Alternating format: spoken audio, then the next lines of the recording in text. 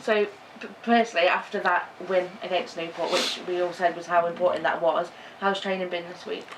Yeah, I mean, it's been good. I mean, obviously, we spoke about the illness that was going through the camp last week. I think we've got rid of that. Obviously, just been speaking about it then, that you're always going to get a few colds and sniffles, hence myself. But yeah, it's like the players are obviously in a good place. Excuse me, confidence is pretty high. But ultimately, we need to continue that because we're on a reasonable reign of form at the minute.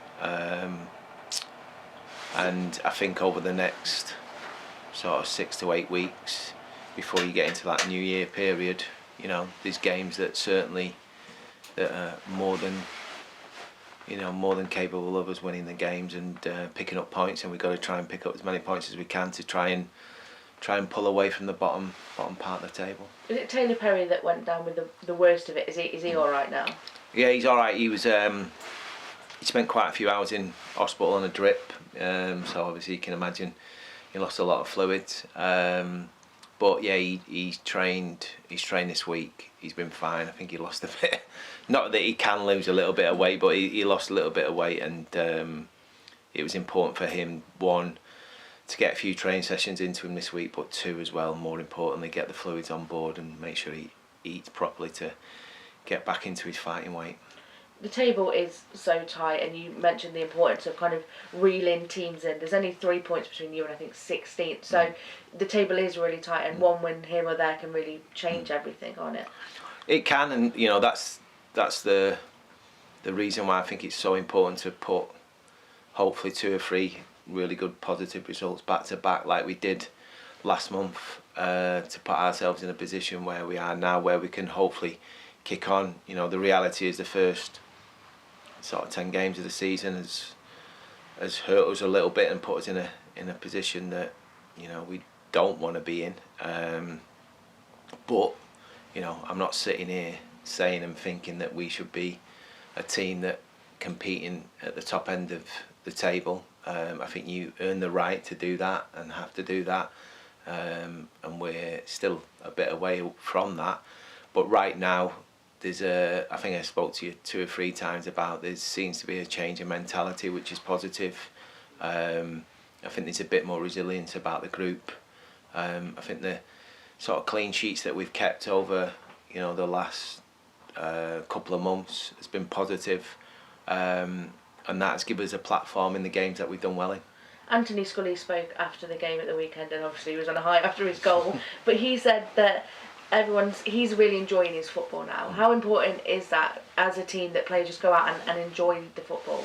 Yeah, I want them to enjoy the football, but they're the ones that have got to create the environment to be able to do that, and we just touched on it then.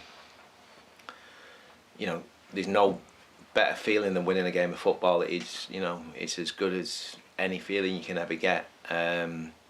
Those 3 points on a Saturday afternoon, but to do that, there's a lot of stuff that has to go into it, and Skulls is enjoying his football because, one, not only has he given himself a platform to do that, everyone else has sort of chipped in to make sure that we give those front players, those attack-minded players, an opportunity to go and win the game for us, and we can't do that unless we work really hard as a team and do a lot of good things to enable us to sort of do well in the top end of the pitch. I mean, if I was being really nitpicky, my probably issue from Saturday is we should have been 2 or 3 up with 10 minutes to go and feeling a bit more relaxed and actually enjoying the last sort of 10 minutes or 5 minutes plus added time. Whereas even though I felt comfortable and I didn't see the opposition scoring, the reality is it's a game of football. You can score from any moment at any time, as we found out at Oldham 3 or 4 weeks ago. You spoke about consistency and how important that is. How do you maintain the level where you are and then grow from that? Almost a realisation of the moment and where you're at and what you're doing. I think that was the big thing about last week. it was no good me sort of sitting here last Friday and trying to play down the game, because I would have just looked an idiot, you know. And I think there's a lot of sort of coaches and managers now that are not really themselves. They scared to say what actually the bloody obvious that's staring them right in the faces. So all we've done is we've won a game on the back of doing quite well for 5 or 6 games. We reacted really, really well to the defeat at Crewe by not getting through a cup game in the midweek, but performing really well, and then backing the performance up, getting a result on Saturday. So we just have to keep continuing to do that. It's not going to work, and it's not going to help winning a game and then having 3 or 4 sort of negative results. So once we put ourselves in a position where we can start genuinely looking up rather than looking behind us, none of us will feel comfortable. None of us will really enjoy the moment. Right now at the minute, like I say, there's a mentality to points need picking up. We need to find a way of winning games, and at the minute we're just trying to find a way of winning games. George Lloyd and Chuks and Ike picked up knocks last week. How are they both? Yeah, they're alright. I expect one of them to definitely be involved tomorrow. I'd love both of them, but I think one of them's running out of time. So yeah, we'll see how today goes, but yeah, fully expect one of them to be involved. Have you got any other concerns? No, we had a few issues like leading into the game last week, and we've got them again this week, but I think it's actually more due to the pitch. You know, 1 minute it can be quite hard because of the weather. Next, you know, it's 5 or 6 or maybe even 7 degrees, a little bit warmer. So due to that, obviously you have your calf issues, etc. at this time of the year, but yeah, I think we're okay. Will you be able to do much today? It looks like it's 4.5. Yeah, yeah. Yesterday was exactly the same. When I turned up, it was, you know, white as a ghost, the whole field, but by sort of 10 o'clock it all of a sudden you're seeing the green again, which was promising. George Ness come back from his loan from Yeovil. What do you have planned for him? I think from George's point of view, it hasn't changed from my point of view. What I said 6 weeks ago, 4 weeks ago, he needs to be playing football on a regular basis, and unfortunately that's going to be away from Shrewsbury. Now, whether there's a period between now and January before that happens, obviously I don't know, and I can't make that call because that's out of my hands. That's down to, you know, George himself wanting to do it, his representatives having the desire for him to get football before January. Yeah, so I mean, I think it's really in sort of George's hands really to decide whether he wants to get minutes and play games between now and January, or I suppose wait for any opportunities that might arise in January. Looking ahead to tomorrow, your son works for Fleetwood, doesn't he?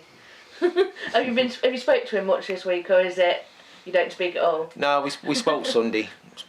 Asked each other how the games went, etc. We clearly know because we watch each other's games. So yeah, we spoke Sunday, and to be fair, it's one of those situations where I would never want him to put him in an uncomfortable position. He's got a job to do. I've got a job to do. We'll speak on Saturday night after the game, or maybe we won't if they win. Maybe I'll just ignore him. But no, listen, it's happened a couple of times already. He's doing his bit. He's doing really well. Obviously, very proud of what he's doing and getting up to. So, yeah, he's been there 3 or 4 years now. There's been quite a few managers in that time that have sort of been and gone, but he's enjoying it. He's enjoying the fact that they're a good side.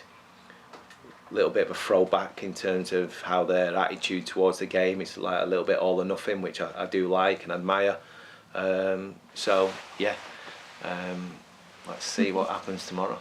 Yeah, what have you seen from them? They're in a bit of mixed form, mid-table at the moment. What have you seen from them going into tomorrow? Like I just touched on then, that you know they're very much they tend to play with 2 strikers. You know, they've obviously been playing predominantly with a 3 at the minute, but they trust their strikers, so they get the ball into their strikers, you know, early and consistently.